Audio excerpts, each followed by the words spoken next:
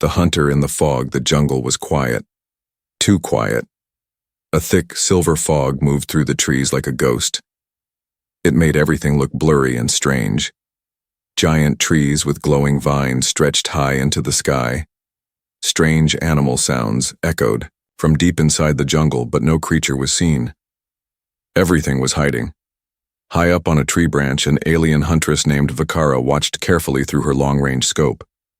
Her 4 fingers held the weapon steady, and her eyes, large and golden, scanned the area below. She was not here to kill. She was here to observe. The mission was clear. Watch the human, study him, report back. But she didn't expect this. There he was. A lone human male, no armor, no helmet, no weapons made of advanced tech, just old primitive tools and animal skin, tied around his body. He crouched low in the bushes, silent like the fog around him. Vakara whispered into her comms. Subject is active. No support, tracking target now. She zoomed in. Suddenly a massive beast leaped from the shadows. 10 legs, acid fangs, armored hide. A nightmare predator. The human didn't panic. In a flash, he moved. 1 step back, a roll to the side. He pulled a simple spear from his back and drove it straight into the creature's throat. It let out a horrible scream. Then silence. The beast dropped. Dead. Vakara froze. Not just because of what she saw, but how fast he moved. No hesitation. No fear. That thing could kill 3 trained soldiers in seconds. But this man? He made it look easy. She stared through her scope, breath caught in her throat. He stood over the beast, breathing slowly. His eyes scanned the jungle. They were sharp, too sharp, like he could feel everything around him. Then, he turned and looked straight at her. Her heart jumped. She pulled back, hiding behind a thick branch. Her comms were still open, but she didn't speak. She waited. Nothing happened. She peeked again. He was gone. The body of the beast still lay there, but the human had vanished. Vakara quickly tapped her comms. Subject has disappeared. Last seen looking at my position. I repeat, target vanished. But how?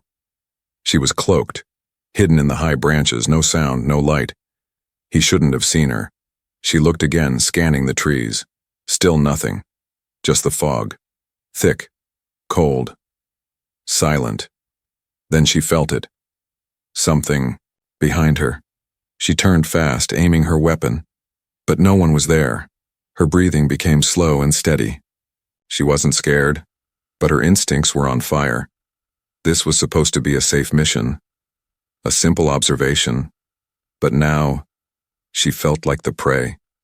She dropped from the tree branch and landed softly on the jungle floor. The fog covered everything. Even her sensors were starting to glitch. Readings were coming back broken. The temperature, shifting. The tracker, offline. Something was jamming her tech. Impossible, she whispered. She turned on heat vision. Nothing. Motion sensor. Nothing. She took 1 slow step forward and stepped into a trap. A soft snap under her boot released a sharp vine from the ground. It missed her head by an inch. She jumped back, eyes wide. That trap wasn't made by nature, she said quietly. And then a voice, low, calm, close. You're loud for a scout. She spun around. He was standing right behind her. Face calm, eyes sharp. In one hand he held a knife, in the other dried meat. Want some? He asked. Vakara froze. This was her mission target. He looked nothing like the dangerous monsters her people warned about. No red eyes, no foaming mouth, no madness. He looked calm, strong, controlled. She didn't answer. He smiled a little. Don't worry, I don't bite.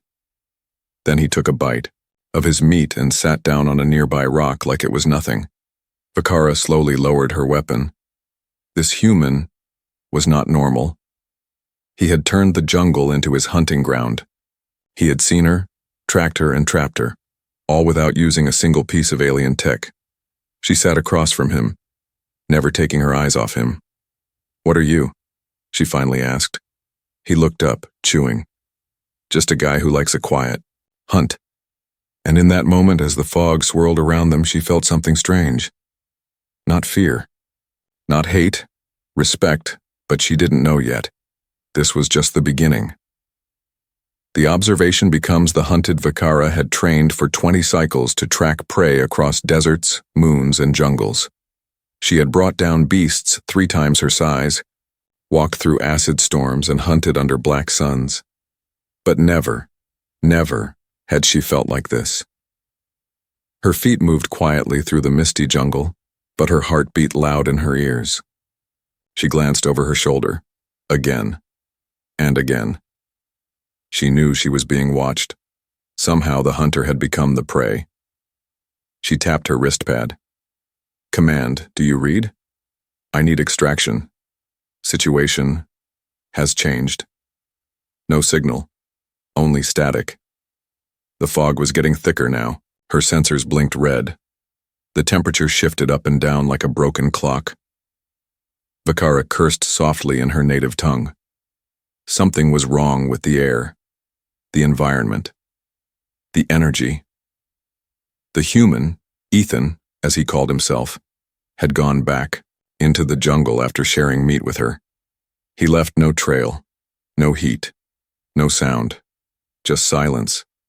And yet, he was close. She could feel him.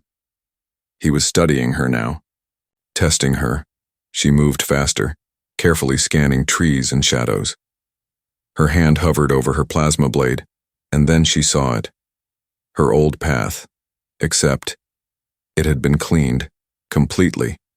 Someone had removed her footprints, the leaves she had stepped on earlier, now untouched. Even the tree branch she had used to climb down, it had been reset to its natural position. No animal does that, she whispered. Suddenly, crack, a sound behind her. She spun around, blade out, but nothing. Then she noticed something else. The meat the human gave her, gone. The fire they sat beside, now cold, as if it never happened. Her eyes darted around. She was being toyed with, played like a youngling chasing shadows. Was this his territory? His trap? A low growl rumbled in the distance. Not human. She crouched ready to strike. A massive jungle beast stepped into view. 6 glowing eyes, hooks for legs. It hissed, ready to pounce. She raised her plasma blade, but before she could attack, a flash of movement cut through the fog. Thwack! A spear pierced the beast's eye. It screamed, then collapsed. From the mist, Ethan stepped forward, covered in mud, silent like a ghost. His skin was marked with alien paint, his breathing calm. Vakara stared. You followed me? No, he said, pulling the spear out of the creature's skull. I led you. She froze. I've been walking in circles? She asked. He nodded. For the past hour. I left markers. You ignored them. Vakara's eyes widened. She had missed signs. She never missed signs. He looked at her, serious now. You don't belong here, not in this jungle, not among my prey. She felt her pride burn inside her. I am the top huntress of Clan Varlek. He shrugged. Then your clan needs better hunters. Her hand tightened on her blade, but he didn't flinch. Instead, he picked up the beast's heart and threw it to the side. Another animal, small fast, scurried from the bushes and took it. He had fed the scavenger. Everything's part of the system, Ethan said. Even the kill. Vakara looked at him differently now. He was more than a survivor. He was part of the jungle. No, he had mastered it. Why are you here? She asked. I like the silence, he said. Your people, ships, scanners, weapons, they make too much noise. She stepped closer, eyes narrowed. You knew we were coming? I saw your ship break orbit 2 nights ago. Her jaw clenched. Then why let me find you? He looked up at the canopy. I was curious. What kind of alien sends a huntress instead of a soldier? She didn't answer. Then he turned to her. You can keep watching me. But understand this. If you bring others next time, I won't be so kind.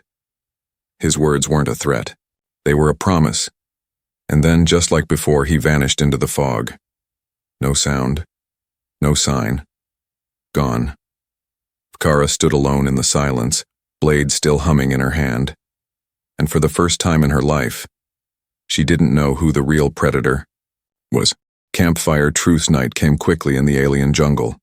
The fog grew heavier, wrapping around the trees like a living thing.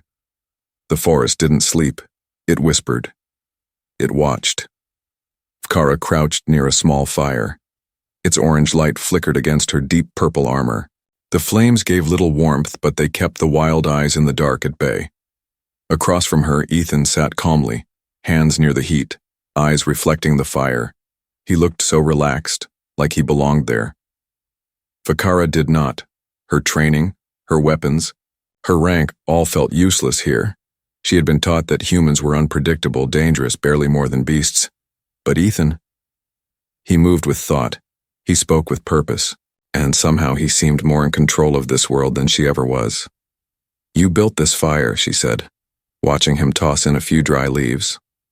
But there's no wood nearby, no dry fuel. He smirked. I collected it this morning.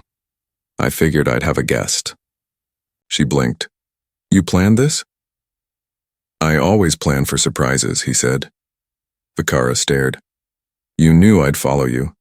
He nodded. And I let you. She shook her head slowly.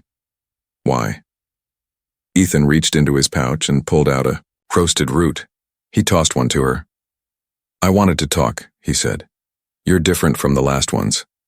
Vakara hesitated, then took a bite. It was sweet, soft, and strangely calming. What happened to the last ones? She asked. He looked into the fire. They came with guns and pride, left with silence. She knew what he meant. They never made it back. Are they dead? She asked. He shrugged. The jungle took them. I didn't have to. Silence. She looked into his face. His jaw was sharp, face marked with faint scars, eyes too sharp for someone so calm. You were a soldier, she said. Ethan nodded. Once. Earth wars. Then colony skirmishes. I got tired of fighting for flags I didn't believe in. So you ran here? I didn't run. I chose peace. Vakara found that hard to believe. He didn't seem like someone hiding. He seemed like someone waiting. Why this planet? She asked. He smiled. Because here, everything earns its place. You don't get to survive by accident. Every move, every breath matters. She looked down at the fire. Her people lived in cities of floating metal with rules, ranks, and genetic testing. Every child assigned. Every mate chosen by science. But this man lived by instinct, by will, by choice. And somehow he seemed free. You didn't ask why I came, she said after a while. I know why, he replied. She raised a brow. Do you? He stared into the flames again. Your people want my DNA. They want to study what makes humans so hard to kill. She didn't deny it. Our leaders say you're a genetic goldmine, she admitted. Our species is strong, but we struggle to adapt. You change. You survive. You're chaos with purpose. Ethan chuckled. And what? You want to breed it into your people? Vakara didn't answer, but her silence said enough. He leaned back. I'm not a prize animal, Huntress. She frowned. I never said you were. He glanced at her. But that's what they'll turn me into. A moment passed. Only the fire cracked between them. You're not like them, he said softly. You watch with your eyes, not your orders. She felt a strange warmth at his words. Respect. Maybe more. I came here thinking you were a savage, she whispered. But you're more than that. You're something we've forgotten how to be. She stood up and walked to the edge of the firelight. The trees whispered again. Behind her, Ethan spoke without turning. They'll come soon, won't they? Your people, with syringes and scanners. Vakara didn't answer. He finally turned to face her. I won't be caged, Vakara. I'd rather die on my feet, wild and free. Her name on his lips made something stir inside her. She stepped closer. They won't take you, she said. He stared. Why not? She looked him in the eyes. Because a hunter like you deserves better. Then quietly, as the flames crackled, between them she added, a hunter like that deserves to pass on his genes. A deal between species, the fire had died down. Only glowing embers remained. Bakara sat still, her eyes on the dark horizon, her sharp alien ears catching every sound in the jungle. But she wasn't listening for predators, she was listening for ships.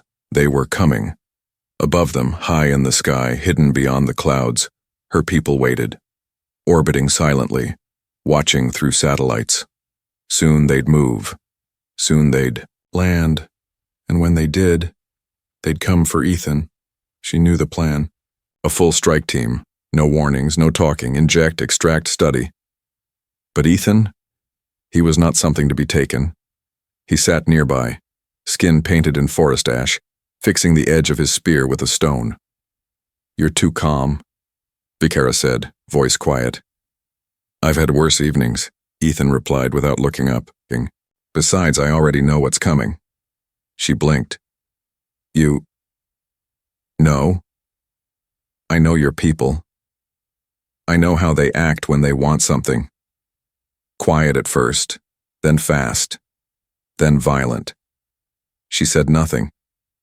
Ethan finally looked up, eyes sharp, in the dark. You came here alone, but you're not alone anymore, are you?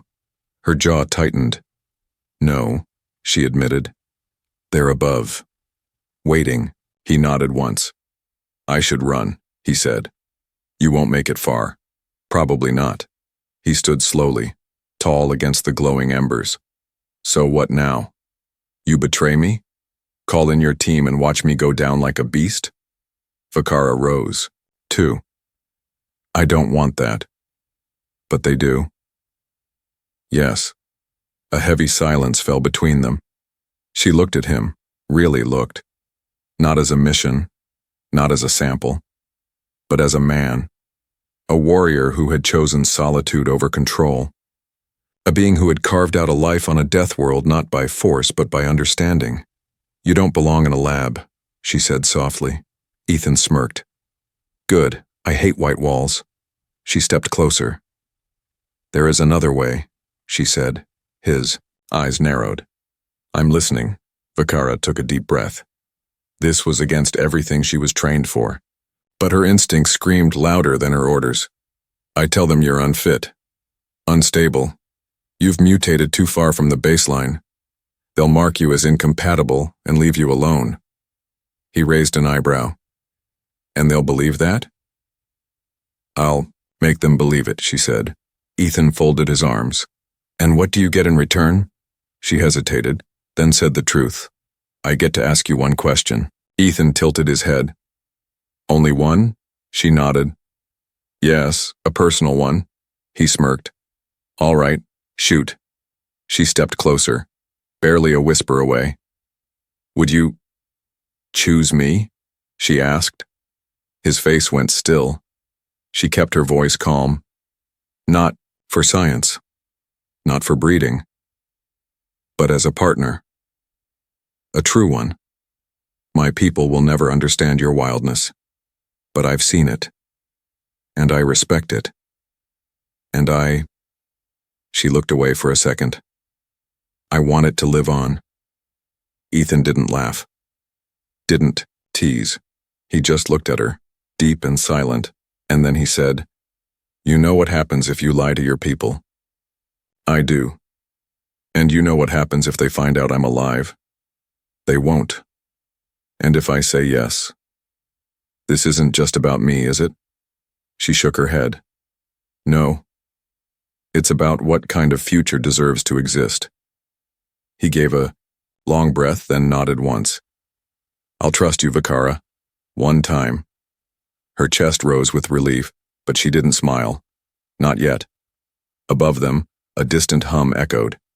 It was faint, but familiar. Dropships entering atmosphere. The time had come. She pulled a small scanner from her belt and tapped a few buttons. Her voice turned cold. Official. This is Huntress Vakara of Clan Varlek. Subject identified. Findings. Genetic structure. Unstable. Signs of degeneration. Recommend immediate classification as incompatible with assimilation. Extraction unnecessary. There was a pause. Then a voice replied through the device. Confirmed. Extraction team standing down. Return to ship for debrief. The connection cut. She dropped the scanner into the fire. It sizzled and melted. Ethan watched it burn, then looked at her. You just burned your career. I just chose my future. He didn't reply, but his hand reached for hers, and for the first time in both their lives, two predators made peace. Predator turned prey. The morning air was heavy with tension. No fog, no fire, just the sounds of distant birds and a jungle holding its breath. Ethan moved through the trees with Vakara behind him. They didn't speak, not yet. But both knew something was wrong. Too quiet, no animals, no movement, not even bugs, and in the wild, silence is never a good sign. Kara checked her wrist pad. Still no signal. She had fried it the night before. Her way of protecting him. Her way of cutting ties with the command above. But now she was starting to wonder, had she really cut herself off? Or were they just waiting for her to think she had? Ethan crouched down, eyes locked on a small patch of dirt. His fingers brushed, it once, then twice. They've been here, he said. Vakara moved beside him. Who? He pointed. Military boots, lightweight, 3-man scout team. Moved fast, no drag, no trails left behind. She bent down. The signs were faint. Too faint. Only a trained eye could catch them, and Ethan had caught them all. They came for me, he said. You tried to protect me, but someone didn't listen. Vakara's heart sank. They said the team stood down. He looked at her. They lied. A sudden click under his boot. Both froze. Ethan didn't move. His eyes met hers. Tripwire, he said calmly. She knelt, scanned quickly. A tiny trap, alien tech, pressure-based, camouflaged perfectly. She exhaled. Don't lift your foot. He grinned. Didn't plan to. Give me your hand. He did. Vakara slowly bent to disarm the device. Her fingers moved fast, her breath steady. Sweat trickled down her cheek. One wrong wire, one twitch, and the forest would explode. Click. The trap powered down. She pulled Ethan away. Then the ground exploded anyway, just 5 meters behind them. They hit the dirt as shrapnel flew. From the trees came a voice. Target in sight. Prepare for live capture. Ethan rolled to his knees, spear already in hand. 3 alien soldiers dropped from the trees in full armor. Their rifles glowed. Masks on. No emotion. Vakara, one of them shouted. Stand down. Step.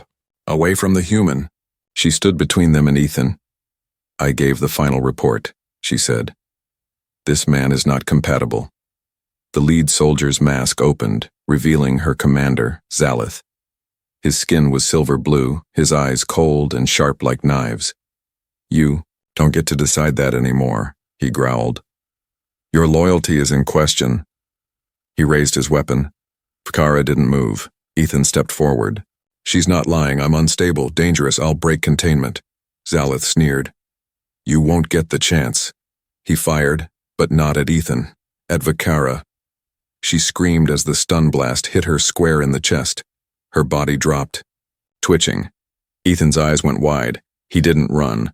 He roared. He charged. The first soldier turned his gun. Too slow. Ethan tackled him, broke his mask, and slammed his head against a rock. Once, twice, then silence. Another soldier fired, grazing. Ethan's arm. He didn't stop. With blood on his face and fury in his veins, he threw his spear. It struck the second soldier's leg. The man screamed, falling back. Only Zalith remained. He aimed at Ethan's heart. Stop, he shouted. You're just an animal. Ethan smiled. Animals survive. He leapt. The two crashed into the dirt, rolling, punching, biting. Ethan fought with instinct, no style, just rage and focus. But Zaleth was armored, a hard punch. Then another. Ethan fell back, dizzy. Zaleth raised his weapon again. Good genes or not, he said. You'll die here. But from behind, a low hum, then a blast of blue energy. Vakara had risen. Her body trembled from the stun, but her hand was steady as she held the stolen rifle. The blast hit Zaleth square in the chest. He collapsed, stunned. She dropped the weapon, fell to her knees. Ethan crawled to her. You okay? He asked. She nodded weakly. I've had worse days. He chuckled, then winced. I'm starting to hate your people. They're not my people anymore, she said. He looked into her eyes. Then who are you with? She reached out and gripped his hand. I'm with you. The jungle echoed around them. Fire burning, enemies down, choices made. For the first time, they weren't the hunter or the hunted. They were partners. The choice. The jungle was no longer quiet. Smoke rose from the trees. 2 soldiers lay unconscious. One was gone, dragged off by forest beasts. Zaleth, the commander, groaned beneath a yaw, tree root paralyzed from Vakara's blast. His armor sparked. His pride was shattered. Ethan stood with a bandage tied around his arm. Blood ran down his side, but his eyes were steady. Focused. Alive. Vakara knelt near a stream, washing her trembling hands. She didn't look back. You didn't have to shoot him, Ethan said behind her. I did, she whispered.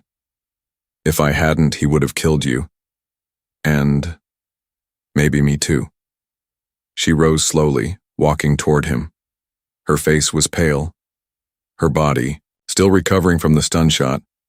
I just turned on my commander, she said. My clan will mark me as a traitor. Ethan nodded. So what now? She looked into his eyes. Now I choose. They stood in silence. All her life, Vakara had followed orders. Hunt this. Retrieve that. Capture him. Breed with that one. Her DNA had been classified as prime female stock, a title she once carried with pride.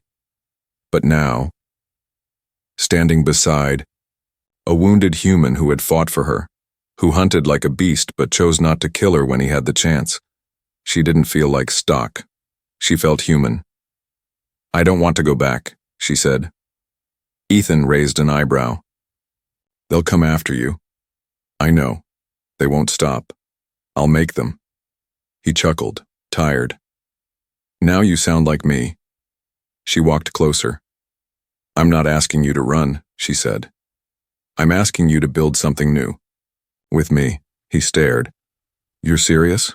I was born for obedience, raised for genetics, but after everything I've seen, you're the one who should pass on your bloodline. Not because of orders, not because of science. She reached out, placing her hand over his chest. But because you choose to protect, you choose to survive, and you choose who matters. Ethan's breath caught. He had lived alone for years. Not because he wanted to, but because he believed no one understood him. People only saw the killer, the soldier, the survivor. But Vakara saw something else. A future. You sure about this? He asked. She nodded. Completely. Just then, an alert beeped from Zaleth's broken armor, a distress signal. They're coming, Ethan said. Vakara didn't flinch. Then we disappear. He tilted his head. Where? Far side. Of this world, no trackers, deep caves, lava zones, too dangerous for scanners. He smiled. You already planned this? I started planning the moment you looked me in the eye. He nodded slowly. All right, then I'll make my choice too. She turned. He grabbed her wrist gently. I choose you. She smiled, genuinely, without hiding it. They turned together and walked into the jungle carrying nothing but their will, their bond, and their war-born trust. Behind them, Zaleth whispered into his cracked calm. They've escaped. Both of them. A voice from orbit replied coldly. Then hunt them down. Far away, as night fell, Vakara and Ethan reached the edge of a burning ravine. Hot air blew up from glowing magma. This is it, she said. No one follows through. Here. Ethan looked out. Looks like hell, she smiled. Welcome home. They made camp by a narrow ledge. Vakara pulled out a stasis pod, a tiny one, hidden in her gear. What's that? Ethan asked. She hesitated, then placed his hand on it. A DNA sample. Mine. I took it before the mission. He looked confused. She said, If something happens to me, make sure this lives. He stared at her, then placed his own hand beside hers. Then we protect both. The pod glowed. Green, warm, alive. No labs, no force, no tests, just two warriors who chose each other. Legacy of the wild years passed. The jungle, once thick with fog and danger, had grown quiet in their part of the world. The predators still roamed, storms still raged, but a new balance had formed, a balance shaped by two hunters who had chosen a different life. In a hidden valley between black cliffs and glowing rivers, Ethan stood on the ridge, watching the morning mist rise from the trees. His skin was older now, more scars, more gray in his beard, but his eyes, still sharp, still alive. Behind him, a small hut stood, built with alien stone, Earth-style woodwork, and surrounded by traps only a true hunter could set. Inside, Vakara stirred a pot over the fire. Her armor was gone. She wore soft hides now marked with both human and alien symbols. She moved with strength and peace.